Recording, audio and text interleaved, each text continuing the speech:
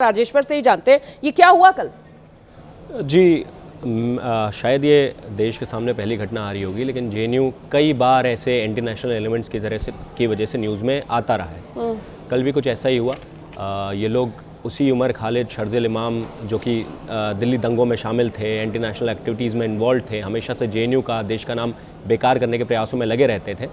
ऐसे लोगों को कल जब बेल नहीं मिली तो उन एंटी नेशनल के समर्थन में कुछ एसएफआई, आईसा के लोग एकत्रित हुए।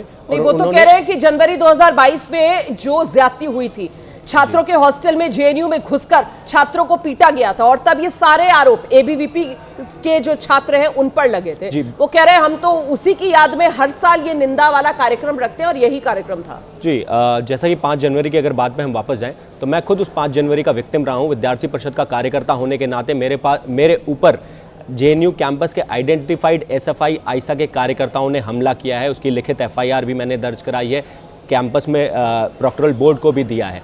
वो वीडियो एविडेंसेस सामने है कि 5 जनवरी को जो भी हिंसा हुई थी, जो भी दंगे हुए थे, जो भी कार्रवाई हुई थी, वो लेफ्ट के कार्यकर्ताओं के द्वारा जेएनयू के एबीवीपी और आम छात्रों पे हुई थी। बहस को अलग मोड़ पर ले बिल्कुल बिल्कुल। अब हम वापस आते हैं कल के घटना के यहाँ पर बैठकर नहीं कर रही हूँ कि उसके लिए कौन आरोपी है, कौन नहीं है, मामला कहां तक पहुंचा है, इसको लेकर भी जब मामला सुर्खियों में था तब खूब वार पलटवार हुआ था, लेकिन उसके बाद कोई कुछ नहीं जानता क्या हुआ। ये दुर्भाग्य ही कहा जाएगा। बात यह है कि जो घटना हुई थी उसको लेकर हर साल वहां जेएनयू के अंदर इस तरीके का आयोजन होता है। अब उस आयोजन को ये कह देना कि साहब जो कोर्ट का फैसला आया ये उसके विरोध में इकट्ठा हुए थे, तो ये तो फिर फैक्चुअली रॉन्ग हो गया ना मामला। ये कह रही हूं मैं आपसे, इकट्ठा तो उसी के लिए हुए थे ना 2022 में जनवरी के अंदर, जो जेएनयू के हॉस्टल्स के अंदर घुसकर जेएनयू के छात्रों को मारा पीटा गया था, है ना? बिल्कुल। लेफ्ट का ये पहली बार का किस्सा नहीं है, ये हमेशा दोगले चरित्र में रहने की इनकी आदत है। इन्हीं लोकतांत्रिक मूल्यों का चोला ओढ़कर ये उसी लोकतंत्र की हत्या करने का प्रयास करते रहते हैं। और आपने देखा कि किस तरीके से लोकतांत्रिक तरीके से चुने गए हमारे प्रधानमंत्री और होम मिनिस्टर के अगेंस्ट ऐसे इंसाइटिंग, मतलब मैं बोलूं राइटिस्ट ऐसे नारे दिए जाते हैं। अच्छा, ये विकास बिश्नोई हमारे साथ मौजूद है, छात्र नेता एनएसयूआई के। इनका रुख कर लेते हैं, हमारे साथ विकास बिश्नोई भी जुड़ गए। विकास, मुझे बताइए, जेएनयू जो है वो पढ़ाई का कैंपस है या फिर राजनीतिक एजेंडा चलाने का अड्डा बन गया है?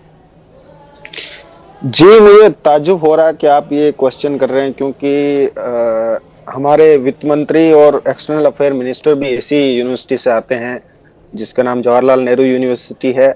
और जो अभी बीजेपी की, मुझे ये मत बताइएगा कि एनआईआरएफ ने उसको देश की दूसरी सबसे बढ़िया यूनिवर्सिटी की रैंकिंग दी है। ये सारे फैक्ट्स मुझे पता है, एंड आई एम श्योर मेरे दर्शकों को भी पता है। मैं बस आपसे ये पूछ रही हूँ कि जेएनयू कैंपस पढ़ाई के लिए है या फिर राजनीतिक एजेंडा चलाने का अड्डा है, ये पूछ रही हूं मैं। जिस तरीके की नारेबाजी हुई है ना, उसके बाद ये सवाल बनता है, इसलिए सवाल पूछ रही हूं। जब आप पढ़ते हैं तो आप हक की लड़ाई की आवाज भी उठाते हैं। सबसे महत्वपूर्ण बात है, जितने भी यहाँ पे इस पैनल में छात्र जो लीडर हैं या जो एक्टिविस्ट बैठे हैं, वो सारे पीएचडी के शोधार्थी हैं या मास्टर्स के स्टूडेंट हैं, लेकिन वो इसके साथ ही साथ जितने भी इस देश भर में इश्यूज है, स्टूडेंट से रिलेटेड हो या युवाओं से रिलेटेड हो, विकास के जो इश्यूज है उन पे बात करते हैं। तो ये पढ़ाई के साथ साथ राजनीति में पार्टिसिपेट करना भी उतना ही इम्पोर्टेंट है। और ये मुझे लगता है हर यूनिवर्सिटी में होना चाहिए। राजनीति में आप पार्टिसिपेट कीजिए, मैं ये नहीं कह रही हूं कि आप छात्र हैं तो आप अफीम चाट लीजिए और आप देश के मुद्दों से आंख मूंद कर सो जाइए, लिहाफ लपेट लीजिए, लेकिन मैं ये जरूर पूछूंगी कि लोकतंत्र में किसने अधिकार दिया है उकसाऊ नारेबाजी करने की, ऐसे नारेबाजी करने की जो आपत्तिजनक है, जो सीधे सीधे आप व्यक्तिगत तौर पर टारगेट कर रहे हैं, वो भी संवैधानिक पदों पर बैठे हुए लोगों को? इसका अधिकार तो किसी ने नहीं दिया ना। देखिए, नारे की बात की जाए तो 2016 में भी जितना भी मेन स्ट्रीम मीडिया ने जो ट्रायल चलाया था जेएनयू कैंपस के, बाद में मेन स्ट्रीम मीडिया को मुंह की खानी पड़ी थी कि 2016 में जो नारे का जो क्लिप बार बार मेन स्ट्रीम मीडिया, जी न्यूज हो या तमाम न्यूज चैनल इनके द्वारा चलाई गई थी, बाद में साबित हो गया था कि वो गलत थी। लेकिन आप जो ये भड़काऊ भाषण की या बयानों की बात कर रहे हैं, तो ये जो कल 5 जनवरी को जो एक प्रोटेस्ट का या गुरिल्ला ढाबा का कॉल जेएनयू की तरफ से दिया गया था कि किस तरीके से 5 जनवरी 2020 को, कि आज 6 साल गुजर गए हैं और बाहर इस कैंपस के बाहर से कुछ गुंडे आते हैं और इस कैंपस के छात्रों के साथ मारपीट करते हैं, उनको बुरी तरह से मारते हैं, जानलेवा हमला करते हैं, लेकिन आज तक और उनमें जो फोटोज हैं जिसमें कोमल शर्मा नाम की एक एबीवीपी के कार्यकर्ता भी पाई जाती हैं जो दिल्ली विश्वविद्यालय से आती है, आज तक ना दिल्ली पुलिस, ना तमाम जो सुरक्षा से संबंधित एजेंसियां हैं, ना मेन स्ट्रीम मीडिया है, आज तक उनका कुछ पता नहीं चला किस तरीके से बाहर से आकर इस कैंपस में। विकास आपको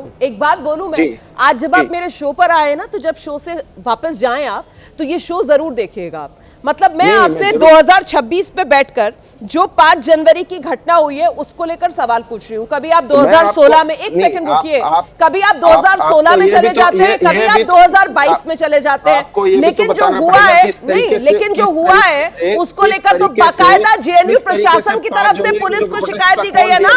जेएनयू, ये मैंने पहले ही बता दिया है, ये मैंने पहले ही बता दिया है। आप देर से जुड़े हैं, आप खुद देर से जुड़े हैं मेरे शो में, तो ये मेरी गलती नहीं है। नहीं नहीं नहीं नहीं, आप शो देखिएगा, मैंने इसीलिए आपसे कहा।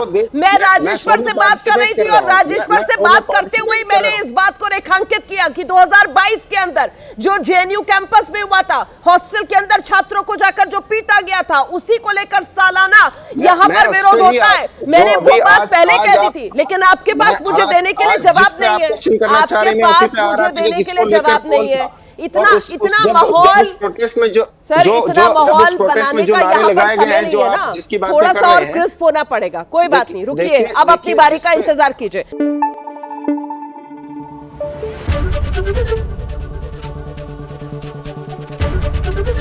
एबीपी न्यूज आपको रखे आगे।